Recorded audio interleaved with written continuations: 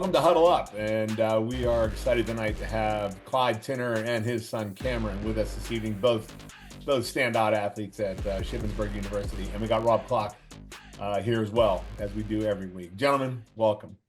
Thank you. I want to say briefly, Clyde and Cam weren't on the schedule for tonight. They've helped us out here and filled in. Originally, it was going to be John Sell and Kenny Schaefer. John and I were teammates in 79 through 80. And, just a great guy. He was right guard. I was left guard. And Kenny Schaefer was my left tackle. And Hall of Fame guys. John's struggling right now. A lot of us know what his challenges have been in the past. And he's back in the hospital again. And he's fighting. And he's got a fight ahead of him. So just keep John in your thoughts and your prayers. And we'll think about John. But tonight, it's all about Cam and Clyde. So here we go. So guys, welcome and thanks for doing this with us. I'm glad we're in the Tinner Tavern because it's got a reputation. No, it does, but yeah, we're glad we're here too. And it worked out perfect that we were able to be at the same place at the same time. So Great. Nice. Well, I have some very good memories at the Tinner Tavern. As a matter of fact, I've slept in that room multiple times, not because too much to drink, although there may have been a few of those too. But yeah, welcome guys. Really appreciate you filling in. This is special for me because again, Clyde and I were teammates. I've seen Cam grow up ever since he was a little kid. And we were actually roommates, apartment mates. So we do have some dirt on each other. So we're gonna have to be a little bit careful here because we probably know more than most people know about each other. But here we go. Let's get to our first question. I'm really curious about this one. What was each of your recruiting process like to Ship? And here's what I'm curious about. How it changed over the 30 years between dad being recruited out of the Wilkes-Barre area, okay, Hanover area Hawkeye, and then later son right in the town where we all got to play college ball, where you went to high school, Shippensburg High School. So I'm curious if there was a difference over those years. So Clyde, you want to get it started? What was it like back in the day? Yeah, I can. I think there was a big difference, or there is a big difference from back when I was being recruited and when you were being recruited. There was no huddle or apps or highlight reels. I mean, when a coach reached out, which was usually if it was a phone call to your home, it was a phone call to your landline at your house. But they showed up at the school.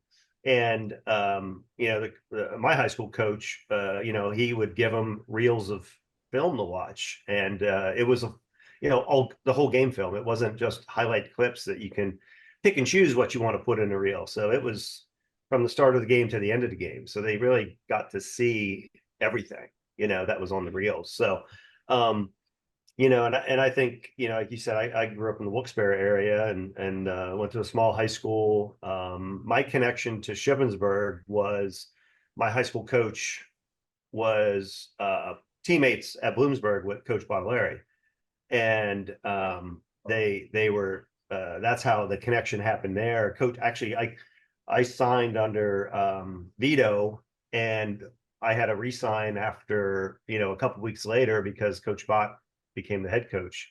But the connection I had, and really when I came out of high school, we were talking about it tonight.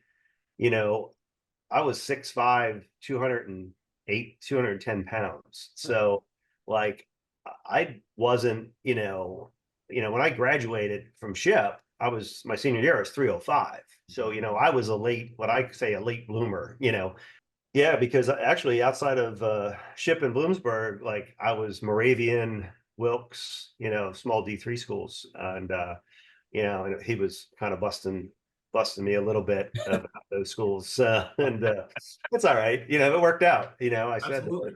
Yeah, it worked out. We're glad you made it to Ship.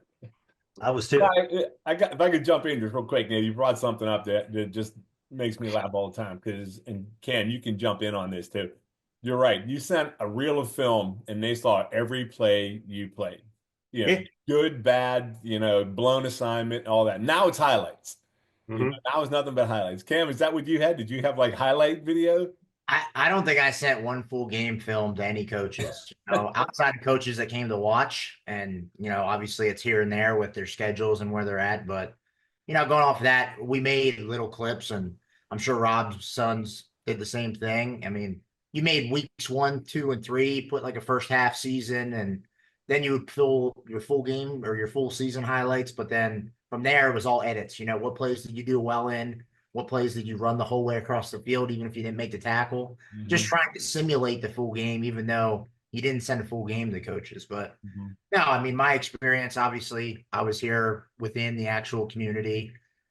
Said my whole life I wasn't going to Shippensburg. I mean, and it wasn't a shot at the school. It was just, I want to get out of town. I want to go do my own thing. And I mean, I heard some things from Bloomsburg and Kutztown. Those were the two schools that I was talking to the most. And Coach Morgan actually reached out to me, who was the offensive coordinator when I was in high school. And we set up an official visit to stay the night. And I'll be honest, if I didn't take an overnight visit just to actually get a deeper connection with the team and kind of meet some of the guys, that was probably what flipped me, honestly. If I would have just toured the campus, talked to the coaches, I mean, I already knew Coach Mack and Coach Burkett and some of the other coaches. So I think it was actually getting to know the team and just eating with them, hanging out with them. The next morning at breakfast, I told mom and dad, I said, I think I want to go here. And I think they were just as shocked as maybe myself, because I don't think that they saw that coming. You know, I talked to the guys that I played with probably 3 or 4 times a week. I mean, it's not long phone calls, but it's a text here and there, whether it's a video of some type of highlight or something. Like, I mean, 4 out of the 6 groomsmen in my wedding were from the team. So, nice. I mean, it truly is a brotherhood and a family, and I don't think a lot of places can replicate it. No, I agree. You know, you guys both had great careers, and I know the guys that I played with, the influence they had on me, the coaches the influence they had on me, you know, and like you said, Cam, I'm still tight with most of those guys off my team. We connect all the time. But who are some of the players and coaches maybe that influenced you guys the most? Like it's you know, you're different eras and different coaches, but you know, who had an impact on you? Maybe pick 1 or 2. And I would say for me it was Coach Bottolari. One, he was the coach that recruited me to come to Ship. And I would say Coach Rodolini. He was the offensive line coach that came like after my freshman year. And he was there up through my junior year, because that's when the Coach Reese came, and Coach Rodolini stayed on enough to get the you know, that transfer done between coaching staffs. And then actually Coach Schatzel showed up in my senior year. So, but I will say, I wish I would have been under him another year or two, because I mean, I thought he was a really good coach. But I'd say those 3 were the 3 that influenced me. It wasn't so much the coaching of football, it was the coaching of the life part of football that I still remember to this day. Obviously, you know, I played my whole career underneath Coach Mack, and you know, I've had the opportunity. It's kind of ironic, I actually got to coach Brady the last 2 years, but I mean, still stay in touch with him to this day. Coach Morgan was actually the one that reached out initially about the whole recruiting process, and it was kind of ironic. I didn't really play offense at all in high school, and he recruited me to play offense, and then eventually he took the Millersville job. And when we brought in Coach Carell, you know, the utilization of the fullback was kind of low. And Coach Burkett actually reached out to me about making the switch to play defense. And that's eventually when I made the switch to defensive line. So, you know, Coach Burkett, you know, I always am grateful for the opportunity they gave me with getting on the side of the ball that I played really my whole life, my high school career. And, you know, it worked out in the long run. It really did. And I was watching your highlight video today, the one that Howie put together of you two. Oh, yeah. You know, I felt bad for Clyde, because there's Cameron getting a sack or a strip sack on a quarterback and running it for a touchdown. And having been an offensive lineman, never scoring a touchdown, it was hard to watch. It was hard. I technically have a 2-point conversion, I believe. Oh, nice. Yep. Fullback, the running back, I can't remember if it was Plummer or Gallagher, Mike Gallagher. He fumbled the ball into the end zone, and I called it. So he has 2 touchdowns. He does have 2 touchdowns, but at least I was in the end zone for something.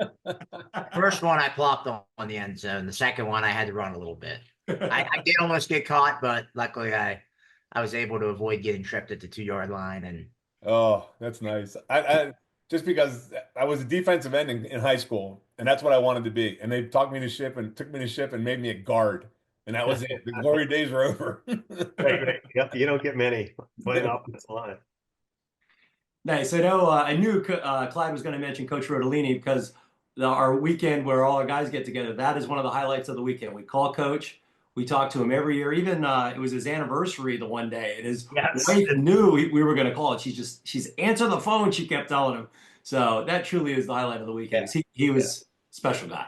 He does, and he reaches out to all of us. 2 years ago, when my dad passed away, he was one of the first phone calls that I got. Nice. A day or two later, but so they're the things that you remember. People ask me, "Do you remember when we played so and so?" And I don't remember. Honestly, don't remember a lot of the games, and when I remember some of the plays, but like they're the things that you remember are the guys you played with and lived with, and the coaches that impacted you. So, Cam, you were going to mention some players that had maybe an influence on you. Who were you going to mention? I'm curious. Well, I mean, immediately, my freshman class was very grateful to come in with the senior class that had tremendous leadership. Just the 5 captains I can remember from my head. It was Ryan Zapaticki, the quarterback, Cole Chipielli, the running back, Oscar Gasab was an offensive tackle, Tyler Remke, and then Kevin Taylor. So right there, you're talking about 5 PSAC caliber players, but regardless of what they did on the field, those guys were tremendous leaders. They were big brothers to all of us. I mean, we walked in and they set what the culture was and what the expectation was. There were some days where you didn't feel like working out, but you saw how they were working in the weight room, on the field, and in the meeting room, and that was the expectation. And, we kind of got away from us a little bit, my second and third year a little bit, but then we were able to kind of flip it and get back to that expectation. So I think just watching those older guys, and there were some guys that I played with my age, Bryson Lucina comes to mind. You're talking about a kid who you put a tennis racket in his hand, a golf club in his hands. It doesn't matter. The kid's one of the most athletic kids around, but his character is what stands out. So I know your other favorite sport for both of you is wrestling. So that's why we made this next question. So Cam was a district champion wrestler. Okay, I remember it well. It was your junior year, I believe, correct? Yeah, the old Hershey Arena. Yeah, that was awesome. And he still officiates today. I know you're both huge fans of the sport. You attended the national championships the past few years. How do you think, both of you, think wrestling helps young football players? I'll let you go because I never wrestled in high school. My brother wrestled. Yeah, but you still have insight. Well, I do, but I'll let him give that. You don't see a lot of 6'7" baseball. What's that? You don't see a lot of 6'7" wrestlers out there. The only one that I know is Dave Peck. Dave's son. Right. Was he a state champ or just runner-up? State runner-up. State runner-up. He was taller than me. He was 6'8", 6'9", heavyweight. Yeah, you don't see many tall wrestlers. So, but yeah, I'll let Cam weigh in first, and then I'll throw my 2 cents in afterwards. I'd say the big thing, growing up playing football, baseball, and then wrestling. The one thing with wrestling was, it's just you out there. Your success is your success. Your failures, your letdowns, that's on you. The big thing that the takeaway for me, at least from my experience, was the accountability aspect. You got to show up every day. You got to put the work in. You got to eat right. You got to sleep right. You've got to show up to multiple practices a day, even when you're not really feeling like it. And I'll be honest with you, the workouts suck. I mean, they're tough. I mean, we'd drive up to Penn State on the weekends and practice with kids from all over the state. And you thought you were the man until you walked into a room like that and you weren't the man. I mean, that's just the reality of it. But, I think the one takeaway is, I mentioned the point about not being the man. One of the biggest things in my life was, I didn't get on the state podium, and we make jokes about it today. But it's part of the process, and it lets you know, you could do everything right, the right way. And you're still maybe going to fall short of what you want to get done, but it's part of it. You got to get over it. You got to move on from it, but it's what you grow from. And I mean, we were just at the NCAA championships 2 weeks ago in Philadelphia, and you're talking about the highest of highs and the lowest of lows in a 3-day span. I mean, you're seeing grown men literally crying as they walk off the field or walk off the arena. And you feel for him. The other guy comes running out right beside him, and he's excited. He's hugging his parents. He's hugging his friends. And the other guy's just crushed. And it's the reality of life. unfortunately. Somebody's got to win, somebody's got to lose. And if I could give one recommendation to kids now, it's if you're not a basketball player and you want to do something, wrestling is the best thing to do because one, if you're an in the box player, specifically linebacker, lineman, tight end, fullback, whatever, it's the balance aspect, using your hands, all of that different body movements. But two, you're doing a lot of the same movements and same push pull that you're doing on a football field. And just a follow up to that, Rob and I talked a couple of weeks ago that there's several guys on the recruiting list who were wrestlers as well as football players, a couple of basketball players as well. And we were saying now that's a great thing to have as far as creating a well-rounded athlete. You're just not a football player. You got a lot of other skill sets. Right. I know as a former coach, we would love and we would always recruit the wrestlers if they didn't already play football, because exactly what Cam said, their balance is different. Yeah. It just is. They know their body, they know, and they are always the best tacklers because of the balance. And they also have the strong hands and the forearms. And it just comes with the territory. Mindset. Exactly. It's a toughness. It's a mental toughness. And I think the workouts create the mental toughness that, like he talked about. I think if you wrestle, you can do anything. Mm-hmm. Is the way I see it. And because anything in life, because it prepares you mentally to be able to endure whatever, your mind, it's mind over matter, I guess. And you can push through anything or work through anything. So I'm gonna drink a beer here, Clyde. This is the official Red Raider koozie for this weekend at the spring game. So if you want your koozie, show up. Like I said, I'll pull yours aside so you have. I appreciate it. Give it to Rob and we'll get it to go. Yeah, there you go. What are some of your favorite memories? Like what's a big moment in your career when you played, and what stands out? One big thing. For me, I think the biggest thing when I played was we played in the West, back then, and we beat IUP for the PSAC West, 88. So that was big. I think Howie talked about it on his podcast last week. Back then when we played, I mean, it wasn't that way when Cam played and now, but like College Park was packed full of students, on the balconies, I mean, just having parties, etc. So I mean, that's the game that I remember the most from when I played. I do remember some other ones. You talked about the Millersville game and in the mud and the rain, and Lock Haven and the big fight at Lock Haven that we talk about. But and then we stayed those couple times afterwards at different schools, and things happened again. Those can't be talked about. That's right. People's antennas and stuff. So anyway, yeah. But that's the games I remember. Yeah. For me, it was IUP, in the PSAC that game, so. So wait, I'm going to interrupt. They don't hang out at College Park during games anymore? No, it's almost empty during. Really? Yeah. No. That was really cool, I thought, because that thing was. I mean, the balconies were packed. You had 30, 40, 50 people on a balcony, and and in the on the hill and in the grass and stuff there. Yeah. Well, and remember, they used to hang signs off the balconies. It was all the fraternities and sororities, and their favorite player, whatever. That was fun. Yeah, that was great. Yeah, bring that back. Yeah, they don't do that. How about you, Cam? What was a big moment?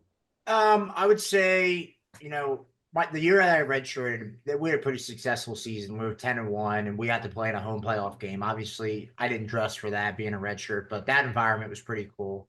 Eventually when I was playing, I would say a game that stands out is probably when we beat Westchester my senior year. And actually, that was the only time during my 5-year tenure there that we did beat Westchester. Oh, yeah. I remember that was the first time that I really remember going back in. That was when we got the new locker room then. Oh, and yeah. we were enjoying ourselves in that new locker room after beating Westchester for the first time that we were all there. 2 big games that we played in. I remember we got off to a 4-0, 5-0 start, and we went down to Shepherd, and it was a pretty big game leading up to it. We actually took the opening kickoff back, but things didn't really go our way after the opening kickoff. Tyson lit us up pretty good that day, but Oh yeah. and That was special. we beat Westchester the following week, and then we went to Kutztown for a night game. And I didn't play in too many night games when I was in college, but I remember it was pouring rain, and it was such a good game to start. And then eventually, like one or two plays kind of tilted it to the other way for Kutztown. But those were probably 2 to 3 games that really stood out. But ending it with a win at home against Mercyhurst, finishing 9-2 was a big deal. That's nice. We were actually 7th that year in the regional rankings, but due to the policy that the regions have, where if the team that's 8 or 9 wins their conference, they have the trump card over you, and we actually didn't make the playoffs. But being right there was tough. But on the bright side, it was this is gonna sound weird, but it was kind of nice going out on a win. Oh yeah. It was senior day. We were losing the whole game, and we finally scored with like 2 minutes left. Wow. And then, I'll never forget a kid that I played beside, Jacoby Sherrard. He was a young kid. He had a strip sack, and we ended up winning the game. And the reason why I bring that up is because I think it was Monday or Tuesday. He recently transferred to New Hampshire, and he set the bench press record for this draft class. He had 39 reps at 225 pounds. I saw that post today. Yeah, that's amazing. Yeah, so that was the only reason that I went back to that, was just him making that play. And he goes off when he does that. He had a really good season up there, so I'll be interested to see how he does with this process and see if anybody gives him a shot. Yeah. Wow. Clyde, speaking of memories, now you told us as a player your memories. How about as a dad watching your son play? I know you were very proud, and that we all were proud of you, Cam, because you knew all of his buddies were looking out for you too. But come on, Dad, what was your favorite memory of your son playing? Well, I think there was a couple. I will say, when going back to the recruiting process, like we stayed out of it, but when he picked Ship, I was happy because we're 8 minutes from campus. It wasn't a 2.5-hour drive that most parents did. Like these parents are leaving at 6 a.m. to come to town, and it was close. But I think obviously the game, the strip sack touchdown, those plays you remember, the touchdown that he fell on in the end zone, that type of thing. We have a painted Corey Borman, who we played. Corey Borman did it. Yep. We sent him a picture that we had, and he painted it on this, I don't know, it's probably like 3x4 wooden piece. He took it from the picture and painted it. And it's pretty cool. It's hanging in the downstairs here in the tavern. But those two, and I will say that we went out to IUP. They played IUP your sophomore, my redshirt freshman year, and actually Ship beat IUP that year, and it was 30 years to the year that we beat them in '88. That they beat them at IUP. So that's it was good as a parent for that, but I'm like 30. It took us 30 years to beat IUP. You know what I mean? It's like it's crazy. I mean, you also have to think. I mean, now that we're in the East, we don't necessarily play IUP every Good point. Yeah. Yeah, but still, you got to beat IUP. Beating IUP is that's like a thing, Oh yeah, trust me, I remember. Doug would tell me every year. Yeah. And actually, I think he was there. He was. Doug was there because Doug Satar made the trip, and his wife went to IUP. Oh, that's right. Yeah, Amy did. They were both there, and I think she had to buy him ice cream on the way home. There must be an ice cream shop in IUP, and that was the bet. So. All right, so here we go. What are your thoughts on college football today and the challenges all the PSAC schools are experiencing trying to stay competitive? And in all honesty, why are you both so active with RR4L, and what do you hope to see this group accomplish? I think that, obviously, I think that the NIL and the whole transfer portal stuff is, you think about it, it's at the big schools, Division I level. But honestly, it's a ripple effect because there's kids at the 1AA or FCS and FBS that they're moving around, and now the kids that are at Division II and in the PSAC now are having doors open up, and they are now moving up levels to play because these other kids are everybody's moving around. So teams they're constantly looking for players. Like he mentioned, there's a couple kids that were here at Ship. I think there was at least 3 who left Ship and moved up in level and played, what was 1AA when you and I played. But, it's those things that, they're affecting now, teams in the PSAC. And, so now not only are the Penn States, Ohio States, all those schools having to figure out the whole NIL deal, but it's rippling down to the Division II level. I'm not sure it's probably impacting, the Division III too, because now, I'm sure that the D2 coaches are looking at the D3 level to see what players are out there that, that were the sleepers. They took a year and developed, like I said earlier, I was 6'5", 205 out of high school, Oh yeah.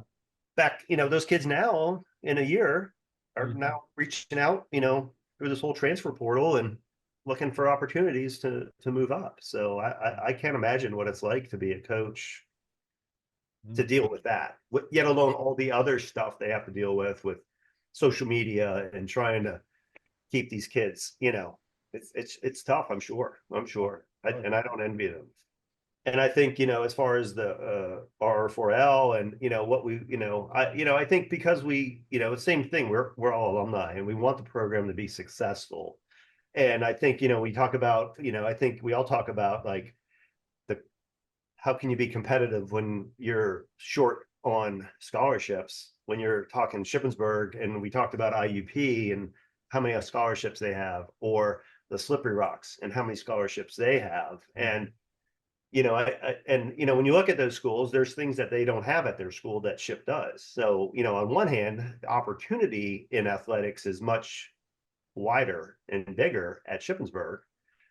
Like Ship has wrestling, IUP doesn't have wrestling, Slippery Rock doesn't have wrestling, but IUP hosts some of the bigger tournaments in Pennsylvania at their field house, but they don't, when it comes down to all the Title IX stuff that they have to follow, they don't have those number of males athletes in wrestling, and kudos to Ship. I mean, they do have a wide range of athletics, but does that impact a given sport because of that?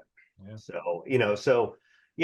And it's you guys really that are driving this R4L and trying to do the best that we can do to grow the program and to give opportunity to Coach Mack and the staff to do what they need to do, again, to be competitive.